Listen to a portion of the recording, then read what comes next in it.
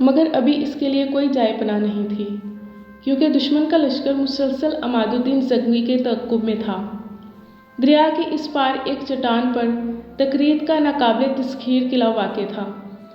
قلعے کے دفاع کے لیے خشکی کی طرف ایک گہری خندق کھودی گئی تھی، جس تک پہنچنے کے لیے چٹانیں کاٹ کر خفیہ سیڑھیاں بنائی گئی تھیں، جو قلعے کے وسط سے گزر کر دریائے دجلہ تک جاتی تھیں۔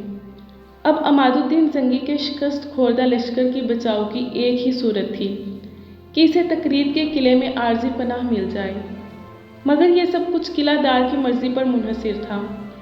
ایسی سنگین صورتحال میں نجم الدین نے فراخ دلی، بلند حوصلگی اور اسلامی رواداری سے کام لیتے ہوئے کچھ دن کے لیے اپنے دینی بھائیوں کو قلعہ میں پناہ دے دی، پھر بڑی رازداری کے ساتھ عماد الدین زنگی کو کشتیوں کا ایک بیڑا فراہم کر دیا۔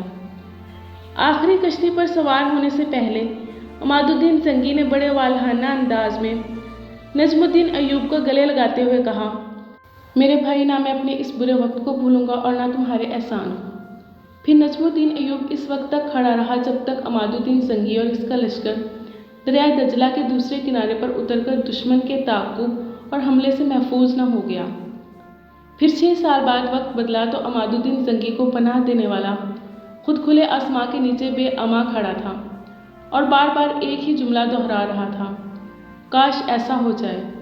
نجم الدین کے ان پر اسرار الفاظ کا صرف ایک ہی مفہوم تھا کہ عماد الدین زنگی کو اپنا وعدہ یاد آ جائے، جس نے اس عرصے میں دشمن کو شکست دے کر دوبارہ اپنے علاقے پر قبضہ کر لیا تھا۔ پھر جب نجم الدین ایوب نے اپنے چھوٹے بھائی کو عماد الدین زنگی کی رخصت کا آخری منظر پوری تفصیل کے ساتھ سنایا تو اسد الدین شیرکو بے ساختہ بول اٹھا، آزمائش کی اس گھڑی میں سلطان کے ظرف کو ضرور آزمایا جائے، ڈرتا ہوں کہ کہیں وہاں سے بھی ناکام و نامراد نہ لوٹا دیا جاؤں۔ نجم الدین ایوب نے اداس لہجے میں کہا، عیش و اقتدار بہت بڑا فتنہ ہے، جب انسان اسے حاصل کر لیتا ہے تو اپنے برے دنوں کو اس طرح بھول جاتا ہے جیسے اس پر کبھی کوئی مصیبت کی گھڑی گزری ہی نہیں تھی۔ آخر ہمارے پاس اس کے سوا چارہ بھی کیا ہے؟ اسد الدین شیرکو نے ایک ایک لفظ پر زور دے کر کہا، ہمیں ایک بار سلطان عماد الدین زنگی کے محل پر دستک ضرور دینی چاہیے۔ اگر دروازہ کھل گیا تو ہم سمجھیں گے کہ وہ ایک احسان شناس انسان ہے، ورنہ اللہ کی زمین تنگ نہیں ہے اور وہ بڑا پناہ دینے والا ہے۔ اسد الدین شیرکو بڑا اولو العزم اور شجاع نوجوان تھا۔ چھوٹے بھائی کی اس بلند حوصلگی نے نجم الدین ایوب کو بہت سہارا دیا۔ پھر وہ بیوی، چھوٹے بھائی اسد الدین شیرکو اور 3 بیٹوں توران شاہ، شمس الدولہ اور یوسف کے ساتھ تکریت کے قلعے سے باہر نکلا۔ اس وقت یوسف صلاح الدین صرف 7 دن کا تھا، اس اعتبار سے اس کا شمار دنیا کے کم سن ترین مہاجرین میں ہوتا ہے۔ پھر دشوار گزار اور طویل فاصلہ طے کر کے چند افراد پر مشتمل یہ خانماں برباد قافلہ موصل پہنچا۔ نجم الدین ایوب کو ہرگز امید نہیں تھی کہ عماد الدین کے دربار میں اس کی شاندار پذیرائی کی جائے گی۔ زنگی حکمران نے تخت سے اتر کر نجم الدین ایوب کا استقبال کیا اور بڑے والہانہ انداز میں اسے گلے لگاتے ہوئے کہا، خوش آمدید میرے بھائی نجم الدین۔ پھر عماد الدین نے اسے اپنے تخت کے قریب وزیروں کی صف میں کرسی پر بٹھاتے ہوئے آواز بلند کہا، تم امن و سکون اور عزت و فراغت کے ساتھ موصل میں رہو۔ اس کے بعد زنگی حکمران نے اہل دربار کی طرف دیکھتے ہوئے سورہ رحمان کی یہ آیت مقدسہ تلاوت کی، احسان کا بدلہ سوائے احسان کے کچھ نہیں ہے۔ یہ اس واقعے کی طرف اشارہ تھا جب دربدری کی حالت میں نجم الدین ایوب نے سلطان عماد الدین زنگی کو چند روز کے لیے تکریت کے قلعے میں پناہ دی تھی۔ بدبختی کا زمانہ گزر چکا تھا اور اب خاندان ایوب پر خوش قسمتی کے گہرے سائے پڑنے لگے تھے۔ سلطان عماد الدین زنگی نے نجم الدین کو اپنے مقرب درباریوں میں شامل کر لیا تھا۔ خانہ بدوشی کی زندگی سے نجات پاتے ہی نجم الدین ایوب اپنے بچوں کی تعلیم و تربیت کی طرف متوجہ ہوا۔ اب یوسف 4 سال کا ہو چکا تھا۔ اس زمانے کے رواج کے مطابق یوسف صلاح الدین کو قرآن کریم کی تعلیم حاصل کرنے کے لیے مکتب میں داخل کر دیا گیا۔ وہ اپنے دونوں بڑے بھائی توران شاہ اور شمس الدولہ سے بہت مختلف نظر آتا تھا۔ بچہ ہونے کے باوجود نہ وہ کسی سے جھگڑا کرتا تھا اور نہ اس کے کسی عمل سے شرارت جھلکتی تھی۔ یوسف غیر معمولی حد تک سنجیدہ تھا اور اس کی شربتی آنکھیں ہر وقت کھوئی کھوئی سی رہتی تھیں، جیسے وہ کسی گہری سوچ میں گم ہو۔ اساتذہ اس کی بہت تعریفیں کرتے تھے۔ یوسف کا حافظہ بہت قوی تھا، سرسری باتوں کو بھی اپنے ذہن میں محفوظ رکھتا تھا۔ زبیدہ اپنے چھوٹے بیٹے سے بہت محبت کرتی تھی، مگر جب موصل آ کر اس کا چوتھا لڑکا ملک العدل پیدا ہوا تو فطری طور پر ماں کی محبت تقسیم ہو گئی۔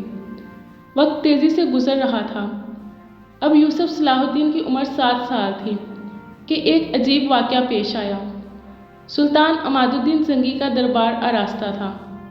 اتفاق سے اس روز یوسف بھی اپنے باپ کے ساتھ دربار میں موجود تھا۔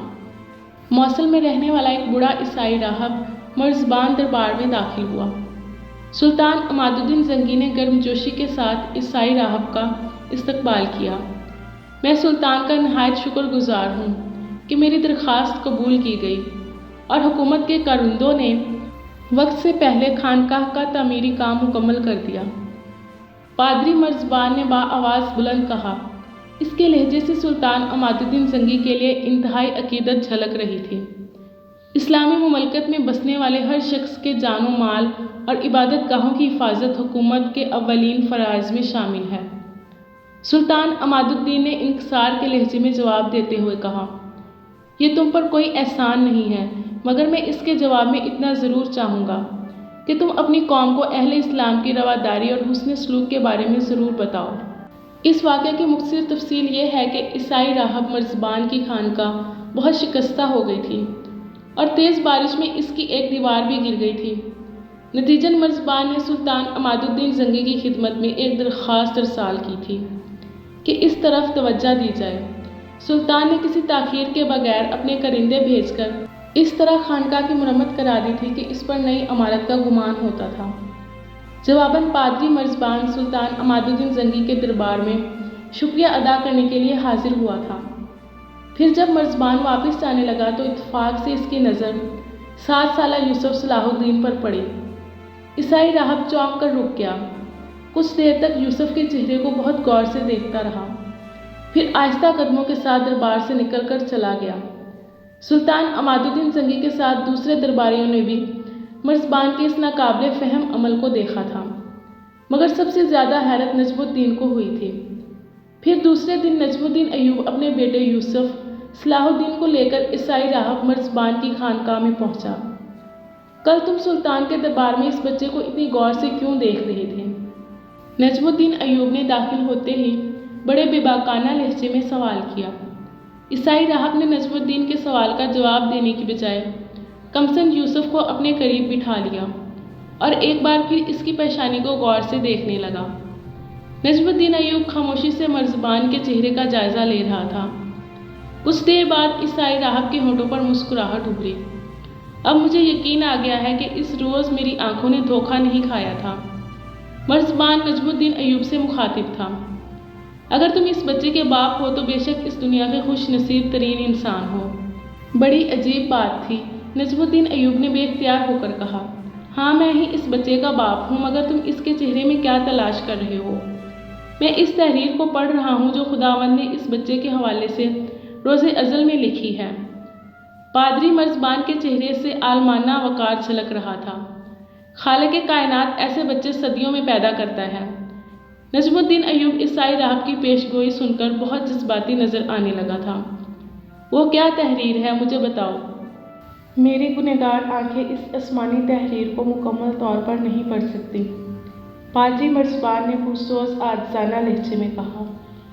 وہ انتہائی نیک اور غیر متعصب راہب تھا، اس لیے کبھی کبھی اس پر قدرت کے راز منکشف ہو جاتے تھے، اور آج اس پر ایک اور راز فاش ہو گیا تھا۔ میں اس بچے کے چہرے پر وہ روشنی دیکھ رہا ہوں جو عظیم الشان شہنشاہوں کی خد و خال میں نظر آتی ہے۔ عیسائی راہب کی بات سن کر نجم الدین پر سکتے کی سی کیفیت طاری ہو گئی۔